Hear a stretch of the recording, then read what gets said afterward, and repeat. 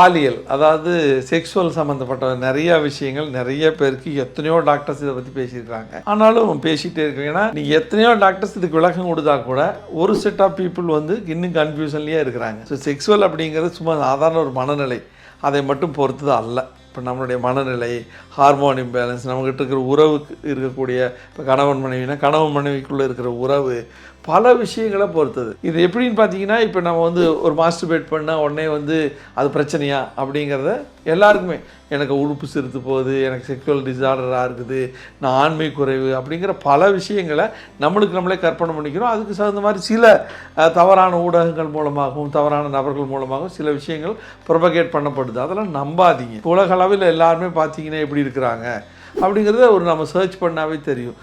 நீங்கள் ஒரு நெட்டில் போய் பார்த்தா கூட மாஸ்டர்பேஷன் வந்து தவறு இல்லை அப்படிங்கிறது போட்டிருப்பாங்க. ஏன்னா இந்த செக்ஸுவல் ஃபீலிங் அப்படிங்கிறது எப்படின்னா நம்மளுடைய உடல் உபாதைகளுக்கு ஈக்குவலாக கூட நம்ம பார்க்கலாம். இதனால் வந்து எனக்கு தாம்பத்தியம் பாதிக்கப்படுமா அப்படிங்கிற கேள்விக்கு மொத்தமாக இந்த நிகழ்ச்சியின் மூலமாக ஒரு முற்றுப்புள்ளி வைங்க. கிடையவே கிடையாது. அது தனி, இது தனி. அப்புறம் சில வகையான எண்ணங்கள் வருது அப்படிங்கிறதெல்லாம் நீங்கள் உங்களை முதல்ல தெளிவான ஒரு இதுக்குள்ளே வந்துடணும்.